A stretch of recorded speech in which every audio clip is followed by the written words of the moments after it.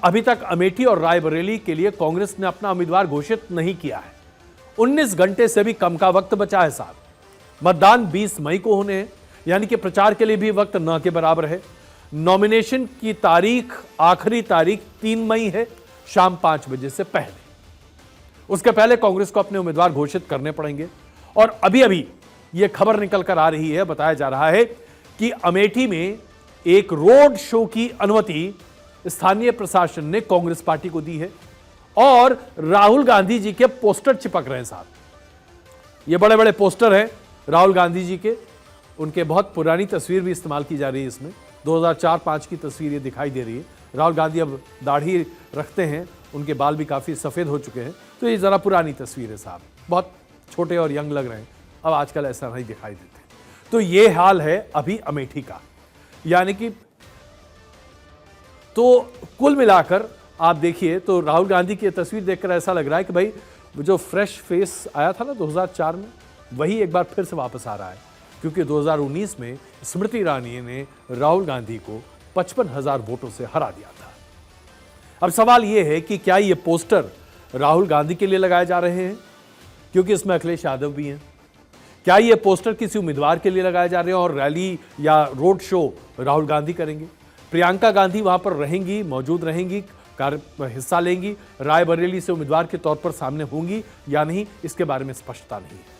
कुल मिलाकर देखा जाए तो 3 ऐसी सीटें थी जिस पर बहुत रोचक मामला चल रहा था। अमेठी, रायबरेली और उसके बाद कैसरगंज।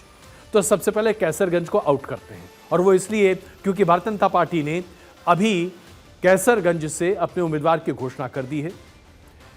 कैसरगंज में जो स्थिति थी वो बिल्कुल साफ हो गई है। वहां पर पिता को नहीं बल्कि बेटे को टिकट देकर भारतीय जनता पार्टी ने असंतोष को दूर करने की बात कही है और उसे एक तरह से सुलझाने की कोशिश की है।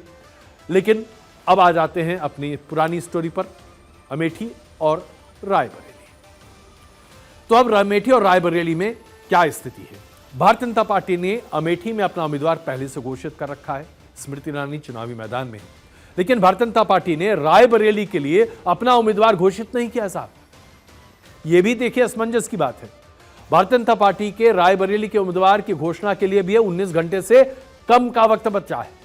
आखिरकार भारतीय जनता पार्टी किसका इंतजार कर रही है? कुछ तो है। अब अमेठी में हलचलें बढ़ रही हैं। अमेठी में अभी कांग्रेस दफ्तर में जो कुछ हो रहा है उसकी तस्वीरें हमने आपको दिखाई। यह भी बताया जा रहा है कि राहुल गांधी के साथ साथ कांग्रेस को अमेठी में एक रैली करने के लिए 151 गाड़ियों की परमिशन मिली है, यानी कि रोड शो हो सकता है साहब, इसकी मंजूरी मिल चुकी है। भारतीय जनता पार्टी ने अमेठी से तो अपने उम्मीदवार को सामने रखा है, लेकिन रायबरेली से उनका उम्मीदवार कौन होगा इसके बारे में अभी कोई चर्चा नहीं हो रही।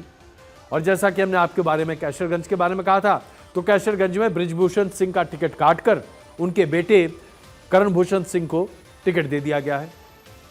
बृजभूषण के टिकट काटने के पीछे वजह बड़ी स्पष्ट है।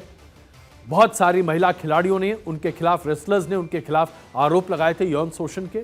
वो मामले अभी कोर्ट में चल रहे हैं और जाहिर सी बात है उन्हें टिकट देना अपने आप में काफी खतरनाक हो सकता था भारतीय जनता पार्टी के लिए। उनकी इमेज भी डेंट हो सकती थी। इस पूरी सीट को बहुत अंत तक लटका कर रखा गया और अंततः ये सुलह सफाई के तहत उनके बेटे को सीट दी गई है। हालांकि इससे ये कहना बड़ा मुश्किल है कि क्या इससे कोई फायदा होगा, लेकिन अगर इमेज डेंट होती है तो हुई है, इसमें तो कहीं कोई दुविधा नहीं है। हर कोई जानता है कि दरअसल ये चुनाव कौन लड़ रहा है, बृजभूषण सिंह या उनके बेटे। जाहिर सी बात है बेटे के नाम पर तो वोट पड़ नहीं रहा। वोट पड़ेगा तो बृजभूषण के नाम पर या फिर भारतीय जनता पार्टी के नाम पर। भारतीय जनता पार्टी ने अपने सभी उम्मीदवारों की घोषणा लगातार करते चले आ रही हैं और अब लगभग सभी जगह स्थिति स्पष्ट होती दिखाई दे रही है। कम से कम उत्तर प्रदेश में 75 से ज्यादा उम्मीदवारों की वहां पर घोषणा हो चुकी है। अब अगर अमेठी की बात करते हैं, हमने आपके सामने कल कुछ हाइपोथेसिस रखे थे जिसको लेकर कांग्रेस बहुत ही ज्यादा उलझन में है। पहली हाइपोथेसिस ये कि अगर राहुल गांधी अमेठी से अपनी उम्मीदवारी रखते हैं और अगर वो चुनाव जीत जाएंगे तो वायनाड का क्या होगा, क्योंकि अगर वो दोनों जगह से जीत जाते हैं तो किसी एक सीट को छोड़नी पड़ेगी। अमेठी को छोड़ेंगे तो अमेठी की जनता के साथ विश्वासघात, वायनाड को छोड़ेंगे तो वायनाड की जनता के साथ विश्वासघात, और अगर मान लीजिए कि अमेठी से हार गए तो फिर वाकई में दिक्कत हो जाएगी। पूरे हिंदी पट्टी में उनके लिए एक बहुत ही गलत स्थिति बाहर निकाली जाएगी। इसके साथ साथ एक और नई थियोरी है जो कांग्रेस अभी फ्लोट कर रही है। कांग्रेस का यह मानना है कि भारतीय जनता पार्टी और स्मृति ईरानी की स्थिति इस बार अमेठी में बहुत अच्छी नहीं है साहब। कांग्रेस ऐसा दावा कर रही है और उनके तमाम सलाहकार इस तरह की जानकारी पत्रकारों तक पहुंचा रहे हैं कि स्मृति ईरानी की स्थिति बहुत अच्छी नहीं है, वो तो ऐसे भी चुनाव हारने वाली है। ऐसे में राहुल गांधी अगर वहां पर खड़े भी हो जाए तो क्या फर्क पड़ता है, वो तो हार ही नहीं है, इसलिए किसी को भी खड़ा किया जा सकता है। यानी कि तरह तरह की थियोरी है, लेकिन स्पष्ट बात यह है कि राहुल गांधी और प्रियंका गांधी, जिनके ऊपर बार बार यह दबाव बनाया जा रहा है कांग्रेस पार्टी के द्वारा कि आप अपनी उम्मीदवारी रायबरेली और अमेठी से घोषित कर दीजिए, वो इससे बचने की कोशिश कर रहे हैं। हर तरह से उनकी शिकायत भी हो रही है, लोग उन पर दबाव भी डाल रहे हैं। अमेठी और रायबरेली पारंपरिक सीट रही है गांधी परिवार की, इसके बावजूद जब ऊहापोह की स्थिति इतनी ज्यादा हो तो आप समझ जाइए कि यहां पर अनिश्चितता कितनी ज्यादा है। और जब आप खुद ही कंफ्यूजन में हैं तो आप मतदाता के सामने कौन सी तस्वीर प्रस्तुत करेंगे? यह अपने आप में एक बहुत बड़ा यक्ष प्रश्न है जिसका जवाब आज कांग्रेस पार्टी के पास नहीं है। और वो इसलिए क्योंकि कांग्रेस पार्टी अमेठी और रायबरेली को लेकर पूरे तरीके से कंफ्यूज्ड है, कंफ्यूजियाई हुई है।